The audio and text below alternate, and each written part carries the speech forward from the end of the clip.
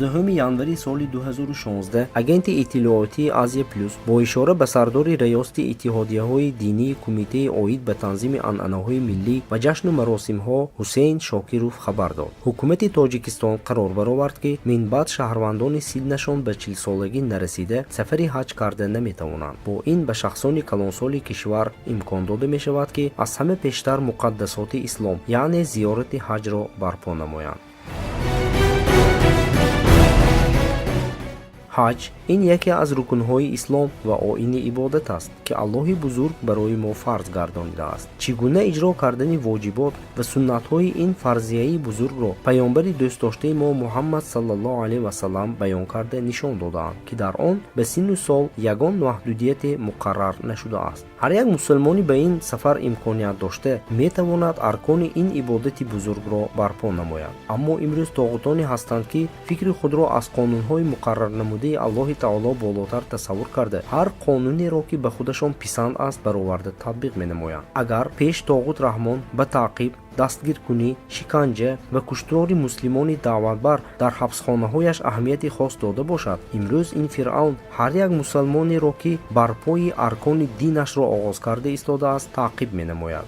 манъ кардани сафари ҳаҷ барои ҷавонони синнашон то 40 сола ин қадами аввалини тоғут Эмомалӣ Раҳмон нест. чанде пеш ӯ дар ҷойҳои ҷамъиятӣ пӯшидани ҳиҷобро ба занҳои муслима манъ карда буд. аз рӯи баёноти нерӯҳои амниятӣ танҳо дар вилояти Хатлон соли 2015 1700 нафар занҳои муслима маҷбуран аз пӯшидани ҳиҷоб даст кашиданд ва 160 адад мағозаҳои фурӯши либосҳои исломӣ маҳкам карда шуд. даромадани наврасони синнашон то 18 сола ба масҷидҳо маҳдуд гардиданд. соли гузашта таъқиби мусалмононе ки риш доштанд то ба ҳадди шиддат гирифт ки онҳо аз кӯчаҳои шаҳр боздошт намуда бо зӯрӣ нисфи ришашонро метарошиданд ки ин муслимон бо ин аҳвол ба кӯча баромада натавониста маҷбуран боқимондаашро худашон метарошиданд. танҳо дар вилояти Хатлон соли 2015 1300 нафар мардон боздошт карда ришашон маҷбуран тарошида шуд. донишҷӯёнеро ки дар донишкадаҳои динии хориҷа таҳсил мекарданд маҷбуран ба Тоҷикистон баргардонида шуданд бо мақсаде ки ба онҳо ғояҳои ғайри муқаррарӣ ва радикалии ислом таъсир нарасонанд. Тоҷикистон кишварест ки дорои 8.5 миллион аҳолӣ мебошад ки аз онҳо 90%-ашонро муслимон ташкил медиҳанд ва аксарияти онҳо аҳкомҳои шаръиро риоя менамоянд. ин мусалмонон на танҳо аз рӯи синну сол балки аз рӯи шумора низ ба сафари ҳаҷ маҳдуд карда шудаанд. соли 2015 аз байни хоҳишмандони зиёд танҳо тахминан 6000 нафар ба зиёрати ҳаҷ сафарбар карда шуданд, дар ҳоле ки пештар зиёда аз 8000 нафар шаҳрвандон ҳоҷӣ мешуданд. бар замми ҳамаи ин мо мебинем ки ин қонунҳо фақат барои мусалмонони оддӣ нашр ва татбиқ карда мешаванду ба аҳли оилаи роҳбари давлат тааллуқе надоранд. дар аввали моҳи январи соли ҷорӣ ҳангоми ташрифи расмии раиси ҷумҳур дар Арабистони Саудӣ ҳамроҳи писари 27-солааш Рустами Раҳмон зиёрати ҳаҷ намуданд. алҳол Рустами Раҳмон унвони генералӣ дорад ва мансаби роҳбари агенти муборизаи алайҳи коррупсияро ишғол менамояд ки дар оянда пешвои миллат шуданаш ба нақшаги дароварда шудааст. тоғут Эмомалӣ Раҳмон ки ҳокимиятро бо роҳи зӯроварӣ ғасб карда гирифтааст, бо ёрии хоҷааш ки дар Кремл қарор дорад ба таври кушод ҳар гуна зуҳуроти ислом ки дар майдони ҳаёт пайдо мешавад мубориза бурда истодааст. вақте мебинад ки муслимони Тоҷикистон ба сӯи динашон майл мекунанд, бар зидди ислом ва муслимон ҳар намуд қонунҳоро мебарорад. бо ин кораш кӯшиш дорад ки муслимонро аз динашон гардонад.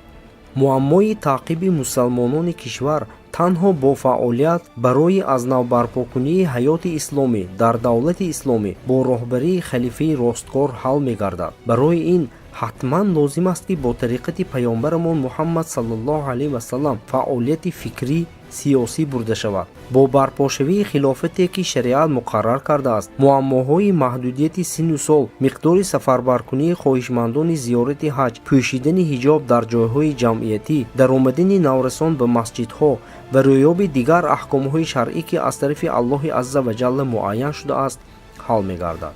Аллоҳи таоло дар Қуръони Карим мефармояд: وعد الله الذين آمنوا منكم وعملوا الصالحات ليستخلفنهم في الأرض كما استخلف الذين من قبلهم وليمكنن لهم دينهم الذي ارتضى لهم وليبدلنهم من بعد خوفهم أمنا يعبدونني لا يشركون بي شيئا ومن كفر بعد ذلك فأولئك هم الفاسقون.